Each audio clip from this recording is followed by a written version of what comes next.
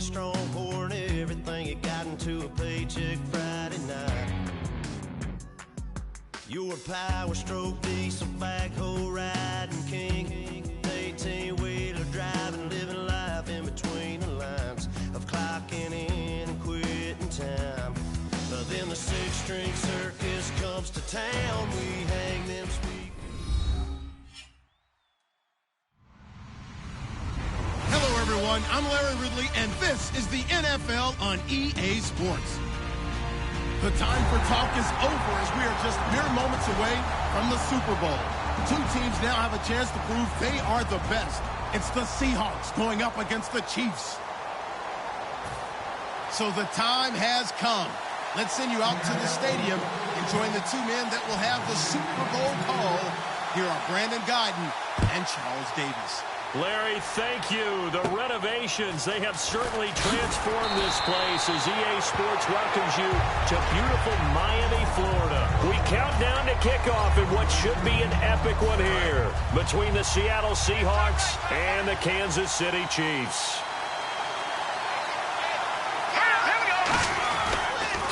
They'll give it to him right up the gut, and he'll be tackled at about the 35.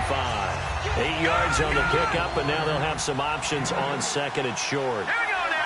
First play of the drive, let's give credit all around. Excellent blocking, but the guy carrying the ball, he was the finisher. A really nice run. It goes as a gain of 8, and it moves the chains. But we always talk about good down and distance, allowing offenses to expand their playbook. Well, 2nd and 2, that means your playbook's wide open. You can run just about anything. But a lot of times, the play caller, he just looks down at his sheet, sees the short yardage runs, and goes to one of those. Now a play fake here on first down. He's got time, and he'll get nothing out of that one. No gain on the play there. It'll be 2nd down. And how about this wide receiving core, Charles? Well, I was at the hotel watching a little film, and you popped your head in and said, these receivers are pretty good from what I can tell. You're exactly right. Can't wait to see them do their thing out on the field. It'll be a pickup of 5, and that leaves them with 5 more. 3rd and 5 now. Partner, your thoughts on this D-line? I love a unit that can control the run and get after the passer. This is an all-around terrific defensive front. Hard to move the ball against them on the ground, and then when you want to throw it, look out. Here they come after the quarterback. 3rd and 5, so they bring in an extra defensive back. An expecting pass. They'll drop the throw. And he can't hang on to it. Nearly picked. He's known for his hands defensively, but instead it just brings up 4th down.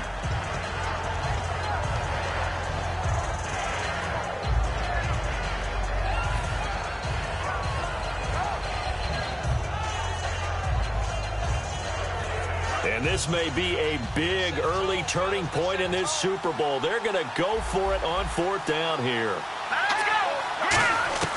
They're going to try and throw. And he comes back with one complete. And he eventually goes down, but not before reaching the 30-yard line. So the offense has it 1st and 10. I don't know if I agree with that. I guess they don't care if I agree with that. But, boy, you have to be surprised by that, right? I definitely was surprised that they decided to go for it in this situation. But they must have either felt like they either had a great play call on or they're trying to show extreme confidence. So 2nd and 10 here. Looking to jam the receivers at the line here. Press coverage look defensively. And 2nd and 10, he'll look to throw again. It's a short one here, complete to the tight end. 4 yards on the completion, and it sets up a 3rd down. He's a rookie, and you don't want to get hung up on the word potential. But when you see him make catches like that, you keep thinking to yourself, he's good now.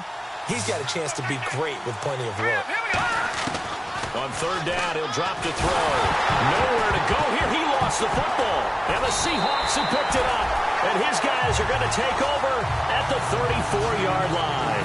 And without a doubt, not the way they pictured that opening drive unfolding. No, they were making progress. They weren't exactly in high gear, but they were making a few yards along the way. And now that they've coughed it up, you got to go back to the sidelines and regroup a little bit. And they'll go with the ground attack here. And he's got some space here. A pickup there of 36. And it'll give the Seahawks a 1st down. Well, partner, I have to say they called him in the right defense there. Nickel set, fifth defensive back on the field, and they love to run against that because now you typically get a bigger blocker on a smaller defender. Yeah, because those DBs like you, they want the interception. They're not as worried about the running play, right? Not at all. And I still remember being in school and one of my offensive line teammates used to say, boy, I'd love to come downfield and hit you little people. Good run there. Well, coaches always talk about finding balance on offense. I don't think you get much more balance than this. Big-time run, big-time pass. A 1-2 combination. Looked pretty good. How about that? Let's see if they can continue to take that kind of a punch, though. Defense showing blitz. First and goal, they'll look to smash it in. Maybe a quarterback sneak here. And he'll go backwards, losing yardage to the 5. That's going to go as a loss of 4, and it'll be second down.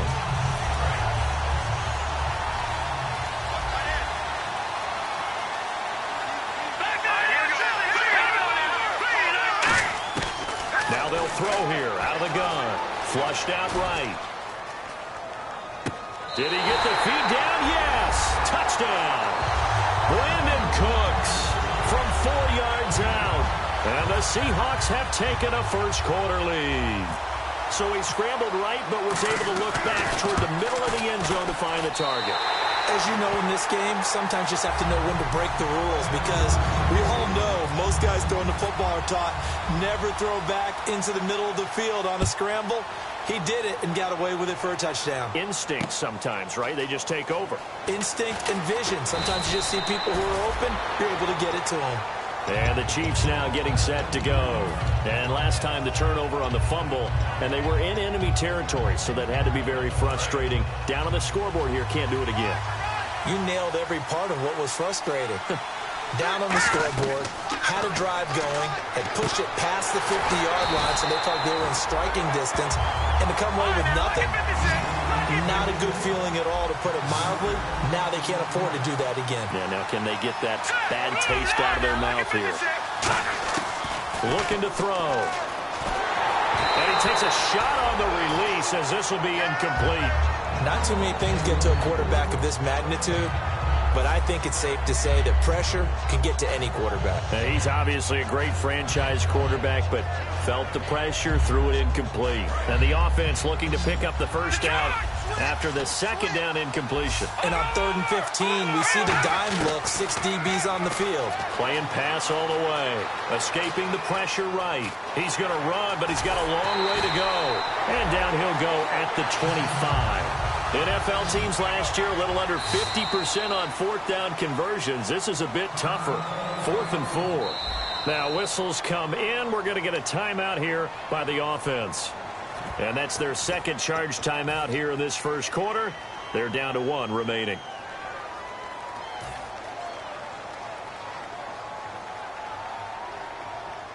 So they're going to come to the line here, and it appears try to go for it on 4th.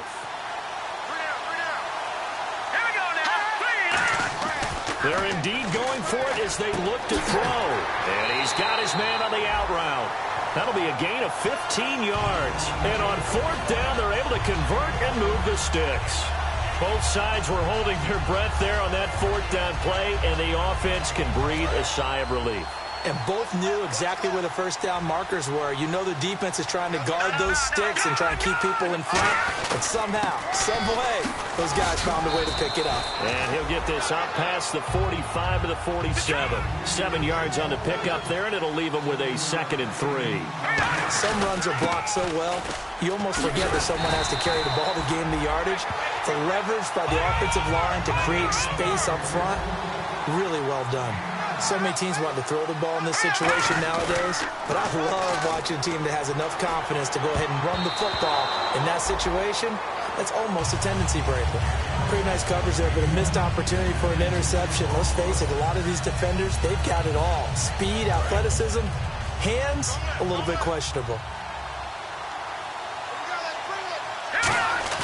He'll try again with the arm here on 2nd down. He'll buy some time right. And some room to maneuver.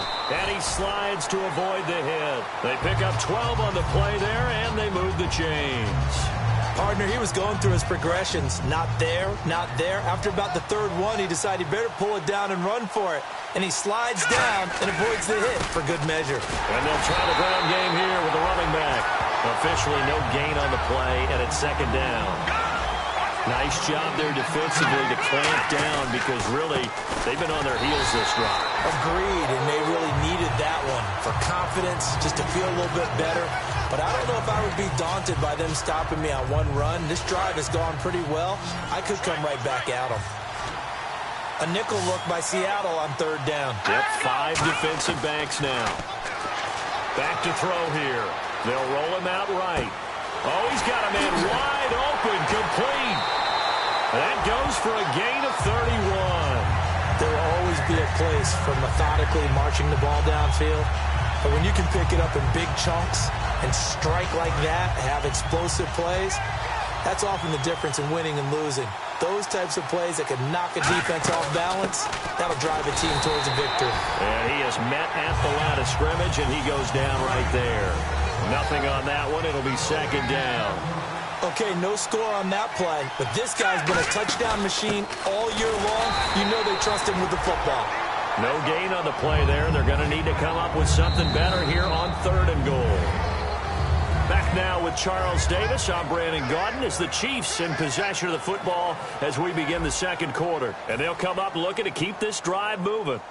And a really long drive here, and it goes on and on.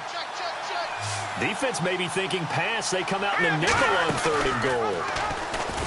And this will result in him losing yardage. Back to the 3. And a loss of 3 to bring up 4. Partner, it's decision time now. I know it's still just the second quarter, but you have an opportunity to either kick the field goal or go for it and try and score a big-time touchdown. This is why the head coaches get paid the big bucks.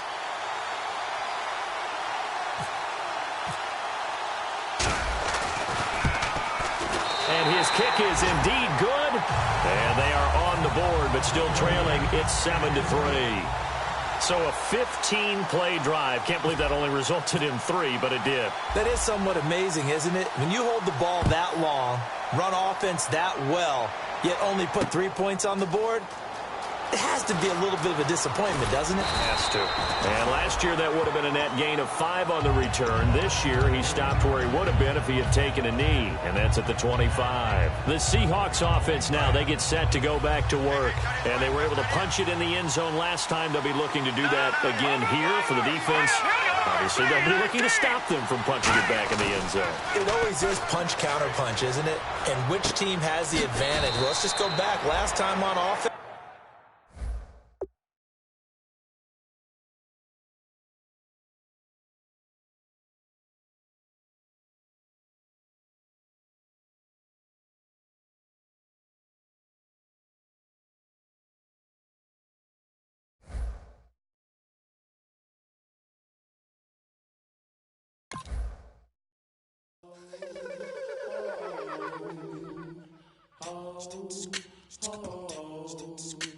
Hello, my name is Kamal. I am from the clouds. I'm a human now, but I used to be a raindrop.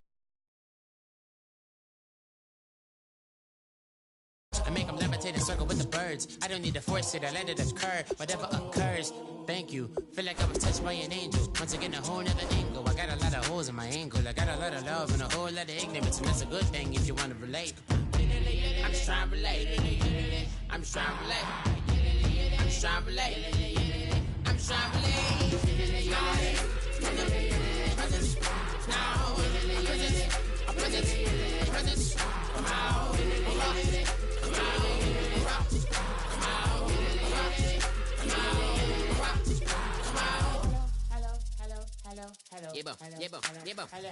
It's come out like a power with an M. I get down like gravity, rackety rappers and raps rapidly follow the rapid into the rapids of being rapping and rattling, rattle riddles and rivets into the sky. I'm a rebel feeling vivid and clear. I am vigorous, spinner right to the rhythm, widow to side eye. I am the killer in the grasses. I am the kid in the corner with the glasses. I am the specter, you should respect them. I don't expect the special, ain't special. I don't expect nothing.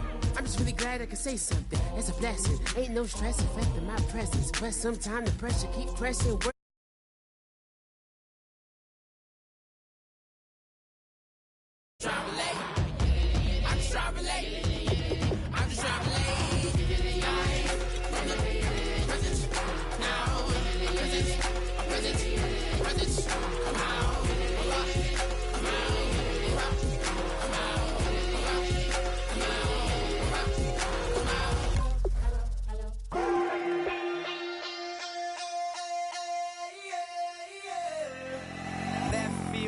call it. Babe Ruth, ball it. Your boyfriend's got a cauliflower, and I'm a... So sue me. Who you, Judge Judy? Stacking the rubies. If life was a movie, then you could just call me the Goonies. You're not relevant. Trolling on the internet. No respect. Haven't moved out of your parents' basement yet. Big neck. Coming with the beat that's gonna break your neck. You can hear me now. Can you hear me now? Can you hear me now? If you like it loud, we can make it loud. Can you hold it down? 'Cause we can hold it down. Yeah, you can hear me now.